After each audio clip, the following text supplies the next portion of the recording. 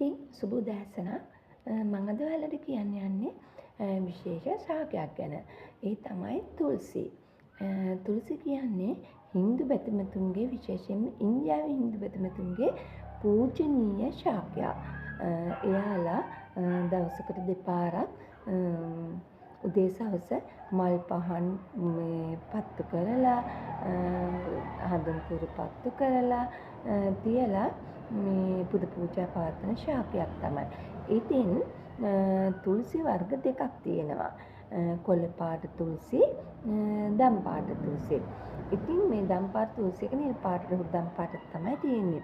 ඉතින් මේ තුල්සි වර්ග දෙක කොළ පාට තුල්සි මේ රාධා නමිනුත් දම් පාට තුල්සි ක්‍රිෂ්ණ නමිනුත් හඳුන්වනවා. ඉන්දියාවේ හඳුන්වන්නේ මේ විදිහට. ඉතින් අපේ ලංකාවේ අය දැන් බුලත් ටික කාලයක් වෙනවනේ. එතකොට මේ කොළ පාට තුල්සි එකේ කොළ බුලත් වෙනකොට බුලත් එක්ක කවලම් කරලා කන්න ගන්නවා. ඉතින් ওই විදිහට ඉතින් මේක අපේ ලංකාවේ දැන් වගා කරන්න පුරුදු වෙලා ගෙදරක මාල් පෝච්චියක හරි හිටවල හඳුන් කුරක් හරි පත්තු කරන්න පුරුදු වෙලා තියෙනවා. මේක පත්තු එහෙම කරන්න ඕනේ. හැබැයි ටික උසකින් තියලා පූජනීය වස්තුවක් විදියට. ඉතින් හරිම නිවසට හරිම වාසනාව ගෙනදෙන ශාකයක් කියලා තමයි අපේ අය විශ්වාස කරන්නේ.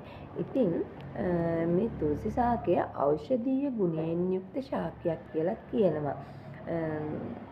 කැස්සට, සෙමට, හතියට වගේ ගොඩාක් ගුණදායක කියලා කියනවා. ඉතින් ගොඩාක් අය මේ තුල්සි ශාකයේ මధుරතලා කියන ශාකයයි මාරු කරගන්නවා. ඉතින් මధుරතලා කියන ශාකයේ කොළ එක ළඟ පීටල් තියෙන මල නම් එක හා සමානයි. තුල්සි ශාකයේ කොළ හොයන්න පුළුවන් ටිකක් දුරස්ස පිහිටලා තියෙන්නේ. ඉතින් ඔයාලත් මේ ගස් දෙක හඳුනගන්න ලේසිම ක්‍රමය තමයි මම මේ කියලා දුන්නේ. ඉතින් ඔයාලත් මේකින් දෙයක් ඉගෙන ගත්තා නම් දැනගත්තා නම් ඔයාලත් තුල්සි ශාකයක් ගෙදර හිටවලම බලන්න ඕන ගෙදරට වාසනාව ගේන්නේ කොහොමද කියලා.